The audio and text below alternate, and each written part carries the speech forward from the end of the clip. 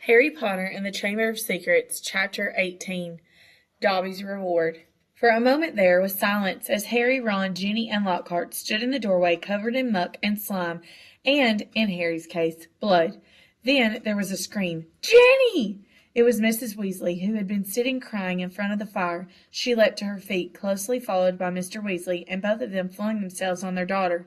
Harry, however, was looking past them. Professor Dumbledore was standing by the mantelpiece, beaming next to Professor McGonagall, who was taking great, steady gasps, clutching her chest.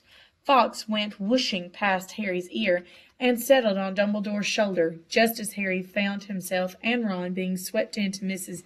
Weasley's tight embrace. "You saved her! You saved her! How did you do it?" "I think we'd all like to know that," said Professor McGonagall weakly. Mrs. Weasley let go of Harry, who hesitated for a moment, then walked over to the desk and laid upon it the sorting hat, the ruby-encrusted sword, and what remained of Riddle's diary.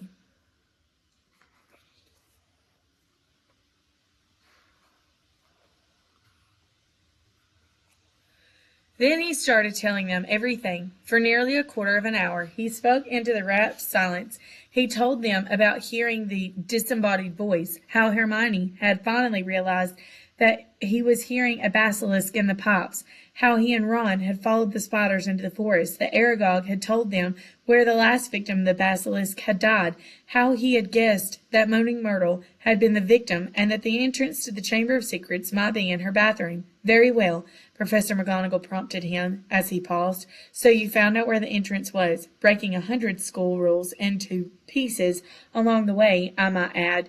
But how on earth did you get out of there alive, Potter?" So Harry, his voice now growing hoarse from all of this talking, told them about Fawkes's timely arrival and about the sorting hat giving him the sword, but then he faltered. He had so far avoided mentioning Riddle's diary, or Ginny. She was standing with her head against Mrs. Weasley's shoulder, and tears were still coursing silently down her cheeks. What if they expelled her? Harry thought in panic. Riddle's diary didn't work any more. How could they prove it had been he who'd made her do it all? Instinctively, Harry looked at Dumbledore, who smiled faintly, the firelight glancing off his half-moon spectacles. "What interests me most," said Dumbledore gently, "is how Lord Voldemort managed to enchant Ginny, when my sources tell me he is currently in hiding in the forests of Albania." Relief, warm, sweeping, glorious relief, swept over Harry. "What's that?" said Mr. Weasley in a stunned voice. "You know who? Enchant Ginny? But Ginny hasn't been, has she?" "It was this diary," said Harry quickly, picking it up and showing it to Dumbledore. "Riddle wrote it when he was 16. Dumbledore took the diary from Harry and peered keenly down his long, crooked nose at its burnt and soggy pages. "Brilliant," he said softly. Of course he was probably the most brilliant student Hogwarts has ever seen. He turned around to the Weasleys, who were looking utterly bewildered. "Very few people know that Lord Voldemort was once called Tom Riddle. I taught him myself, 50 years ago. At Hogwarts he disappeared after leaving the school, travelled far and wide, sank so deeply into the dark arts, consorted with the very worst of our kind, underwent so many dangerous magical transformations, that when he resurfaced as Lord Voldemort he was barely recognizable. Hardly anyone connected Lord Voldemort with the clever, handsome boy who was once head boy here. But Ginny," said Mrs. Weasley, "what's our Ginny got to do with him?" "His diary," Ginny sobbed. "I've been writing in it, and he's been writing back all year." "Ginny!" said Mr. Weasley, flabbergasted. "Haven't I taught you anything? What have I always told you? Never trust anything that can think for itself if you can't see where it keeps its brain. Why didn't you show the diary to me, or your mother? A suspicious object like that. It was clearly full of dark magic." I didn't know," sobbed Ginny. "I found it inside one of the books Mom got me. I thought someone had just left it in there and forgotten about it. Miss Weasley should go up to the hospital wing straight away." Dumbledore interrupted in a firm voice. "This has been a terrible ordeal for her. There will be no punishment. Older and wiser wizards than she have been hoodwinked by Lord Voldemort." He strode over to the door and opened it. "Bed rest and perhaps a large steaming mug of hot chocolate. I always find that cheers me up," he added, twinkling kindly down at her. "You will find that Madame Pomfrey is still awake. She's just giving out mandrake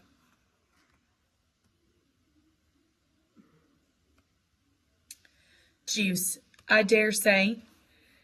The basilisk's victims will be waking up any moment. So Hermione's okay? Said Ron brightly. There has been no lasting harm done, said Dumbledore. Mrs. Weasley led Ginny out, and Mr. Weasley followed, still looking deeply shaken. You know, Minerva, Professor Dumbledore said thoughtfully to Professor McGonagall, I think all this merits a good feast. Might I ask you to go and alert the kitchens? Right, said Professor McGonagall crisply, also moving to the door. I'll leave you to deal with Potter and Weasley, shall I? Certainly, said Dumbledore. She left, and Harry and Ron gazed uncertainly at Dumbledore. What exactly had Professor McGonagall meant? Deal with them? Surely they weren't about to be punished. I seem to remember telling you both that I would have to expel you if you broke any more school rules, said Dumbledore. Ron opened his mouth in horror. Which goes to show that the best of us must sometimes eat our words. Dumbledore went on, smiling. You will both receive special awards for services to the school, and, let me see, yes, I think 200 points apiece for Gryffindor. Ron went as brightly pink as Lockhart Valentine's flowers and closed his mouth again. But one of us seems to be keeping mightily quiet about his part in this dangerous adventure, Dumbledore added. Why so modest, Gilderoy? Harry gave a start. He had completely forgotten about Lockhart. He turned and saw that Lockhart was standing in a corner of the room, still wearing his vague smile. When Dumbledore addressed him, Lockhart looked over his shoulder to see who was talking to. Professor Dumbledore, Ron said quickly. There was an accident down in the Chamber of Secrets. Professor Lockhart. Am I a professor? Said Lockhart in mild surprise. Goodness, I expect I was hopeless. Was I? He tried to do a memory charm, and the wand backfired, Ron explained quietly to Dumbledore. Dear me, said Dumbledore, shaking his head, his long silver mustache quivering. Impaled upon your own sword, Gilderoy. Sword? Said Lockhart dimly. Haven't got a sword. That boy has, though. He pointed at Harry. He'll lend you one. Would you mind taking Professor Lockhart up to the hospital wing, too? Dumbledore said to Ron. I'd like a few more words with Harry. Lockhart ambled out. Ron cast a curious look back at Dumbledore and Harry as he closed the door. Dumbledore crossed to one of the chairs by the fire. Sit down, Harry, he said, and Harry sat, feeling unaccountably nervous. First of all, Harry, I want to thank you, said Dumbledore, eyes twinkling again. You must have shown me real loyalty down in the chamber. Nothing but that could have called Fawkes to you. He stroked the phoenix, which had fluttered down onto his knee. Harry grinned awkwardly as Dumbledore watched him. And so you met Tom Riddle, said Dumbledore thoughtfully. I imagine he was most interested in you. Suddenly something that was nagging at Harry came tumbling out of his mouth. Professor Dumbledore, Riddle said I'm like him. Strange likenesses, he said. Did he now? Said Dumbledore, looking thoughtfully under his thick silver eyebrows at Harry. And what do you think, Harry? I don't think I'm like him, said Harry, more loudly than he'd intended. I mean, I'm in Gryffindor. But he fell silent, a lurking doubt resurfacing in his mind. Professor, he started again after a moment, the Sorting Hat told me I'd have done well in Slytherin. Everyone thought I was Slytherin's heir for a while, because I can speak Parseltongue. You can speak Parseltongue, Harry? Said Dumbledore calmly, because Lord Voldemort, who is the last remaining descendant of Salazar Slytherin, can speak Parseltongue. Unless I'm much mistaken, he transferred some of his powers to you the night he gave you that scar. Not something he intended to do, I'm sure. Voldemort put a bit of himself in me? Harry said, thunderstruck. It certainly seems so. So I should be in Slytherin, Harry said, looking desperately into Dumbledore's face. The Sorting Hat could see Slytherin's power in me, and it put you in Gryffindor, said Dumbledore calmly. Listen to me, Harry. You happen to have many qualities Salazar Slytherin prized in his hand-picked students. His own very rare gift, Parseltongue, resourcefulness, determination, a certain disregard for rules. He added, his mustache quivering again. Yet the Sorting Hat placed you in Gryffindor. You know why that was. Think. It only put me in Gryffindor, said Harry in a defeated voice, because I asked not to go into Slytherin. Exactly, said Dumbledore, beaming once more, which makes you very different from Tom Riddle. It is our choices, Harry, that show what we truly are, far more than our abilities. Harry sat motionless in his chair, stunned. If you want proof, Harry, that you belong in Gryffindor, I suggest you look more closely at this. Dumbledore reached across to Professor McGonagall's desk, picked up the blood-stained silver sword, and handed it to Harry. Dully, Harry turned it over, the rubies blazing in the firelight, and then he saw the name engraved just below the hilt, Godric Gryffindor. Only a true Gryffindor could have pulled that out of the hat, Harry, said Dumbledore simply. For a minute neither of them spoke. Then Dumbledore pulled open one of the drawers in Professor McGonagall's desk and took out a quill and a bottle of ink. What you need, Harry, is some food and sleep. I suggest you go down to the feast while I write to Azkaban. We need our gamekeeper back, and I must draft an advertisement for the Daily Prophet, too, he added thoughtfully. We'll be needing a new Defense Against the Dark Arts teacher. Dear me, we do seem to run through them, don't we? Harry got up and crossed the door. He had just reached for the handle, however, when the door burst open so violently that it bounced back off the wall. Lucius Malfoy stood there, fury in his face, and cowering under his arm, heavily wrapped in bandages, was Dobby. "Good evening, Lucius," said Dumbledore pleasantly. Mr. Malfoy almost knocked Harry over as he swept into the room. Dobby went scurrying in after him, crouching at the hem of his cloak, a look of abject terror on his face. "So," said Lucius Malfoy, his cold eyes fixed on Dumbledore, "you've come back. The governor suspended you, but you still saw fit to return to Hogwarts." "Well, you see, Lucius," said Dumbledore, smiling serenely, "the other 11 governors contacted me today. It was something like being caught in a hailstorm of owls, to tell them the truth. They'd heard that Arthur Weasley's daughter had been killed and wanted me back here at once. They seemed to think I was the best man for the job after all. Very strange tales that told me, too. Several of them seemed to think that you had threatened to curse their families if they didn't agree to suspend me in the first place." Mr. Malfoy went even paler than usual, but his eyes were still slits of fury. "So, have you stopped the attacks yet?" he sneered. "Have you caught the culprit?" "We have," said Dumbledore with a smile. "Well," said Mr. Malfoy sharply, "who is it?" "The same person as last time, Lucius," said Dumbledore, "but this time Lord Voldemort was acting through somebody else, by means of his diary." He held up the small black book, with the large hole through the center, watching Mr. Malfoy closely. Harry, however, was watching Dobby. The elf was doing something very odd. His great eyes fixed meaningfully on Harry. He kept pointing at the diary, then at Mr. Malfoy, and then hitting himself hard on the head with his fist. "I see," said Mr. Malfoy slowly to Dumbledore. "A clever plan," said Dumbledore in a level voice, still staring Mr. Malfoy straight in the eye. "Because of Harry here." Mr. Malfoy shot Harry a swift, sharp look, and his friend Ron hadn't discovered this book. "Why, Ginny Weasley might have taken all the blame. No one would have ever been able to prove she hadn't acted of her own free will." Mr. Malfoy said nothing. His face was suddenly mask-like. "And imagine," Dumbledore went on, "what might have happened then.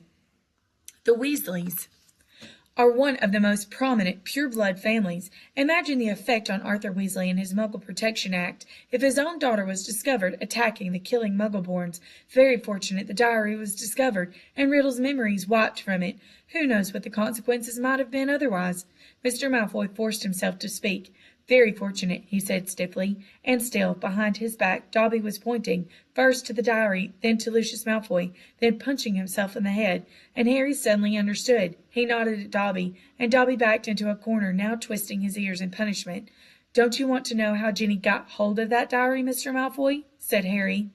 Lucius Malfoy rounded on him. "How should I know how the stupid little girl got hold of it?" he said. "Because you gave it to her," said Harry. "In Flourish and Blots. You picked up her old Transfiguration book and slipped the diary inside it, didn't you?" He saw Mr. Malfoy's white hands clench and unclench. "Prove it," he hissed. "Oh, no one will be able to do that," said Dumbledore, smiling at Harry. "Not now Riddle has vanished from the book. On the other hand, I would advise you, Lucius, not to be giving out any more of Lord Voldemort's old school things. If any more of them find their way into innocent hands, I think Arthur Weasley, for one, will make sure they are traced back to you." Lucius Malfoy stood for a moment, and Harry distinctly saw his right hand twitch, as though he was longing to reach for his wand.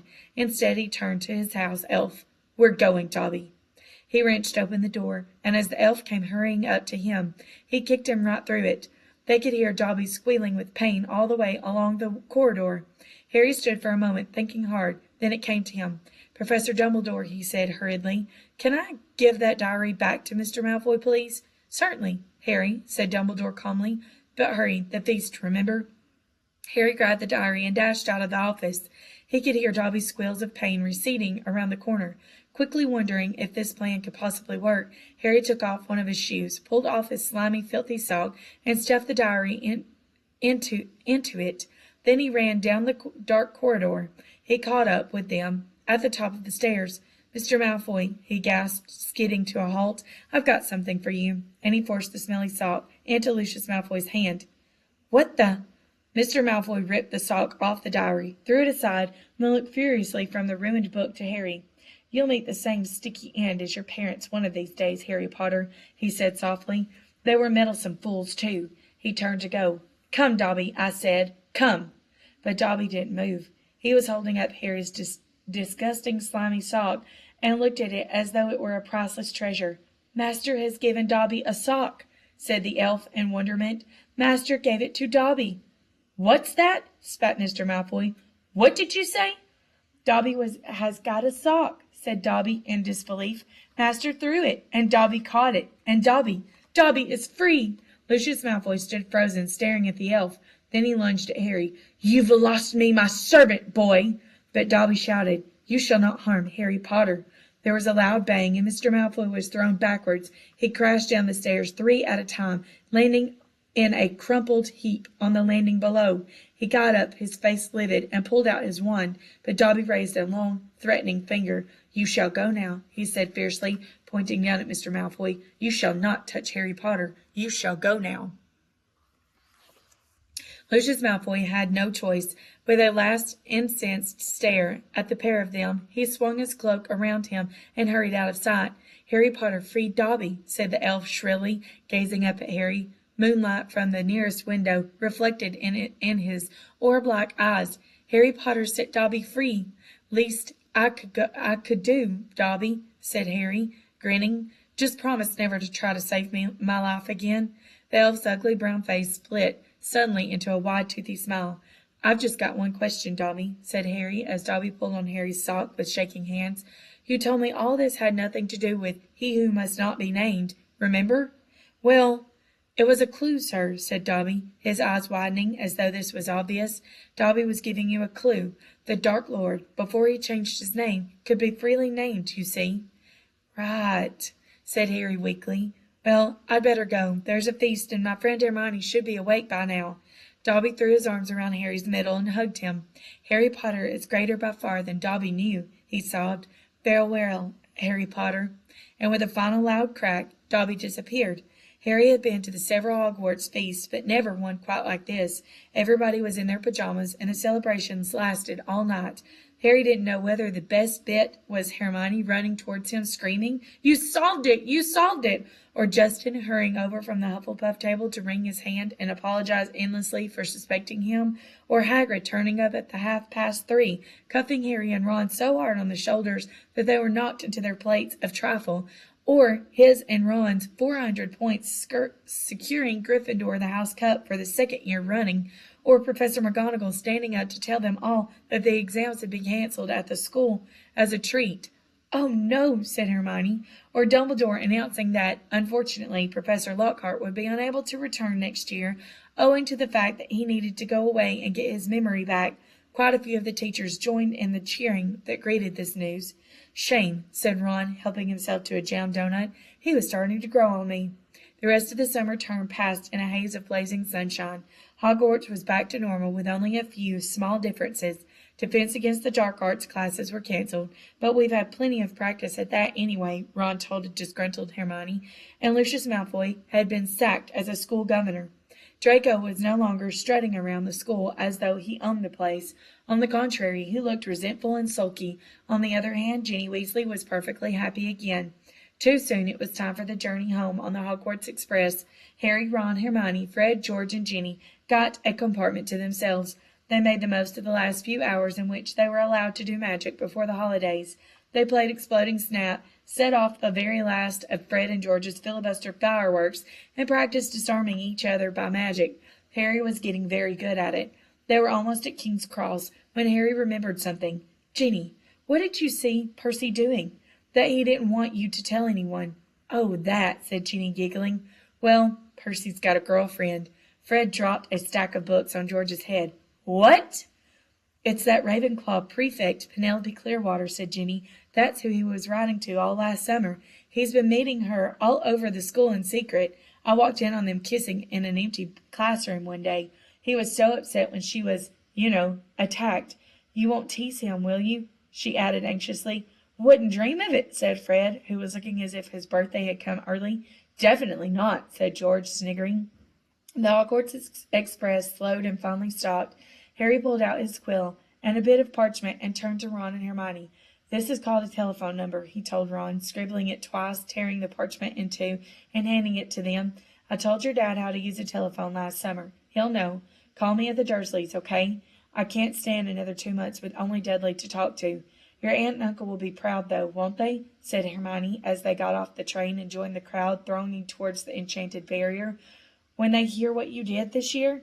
Proud, said Harry. Are you mad? All those times I could have died, and I didn't manage it? They'll be furious. And together they walked back through the gate to the Muggle world.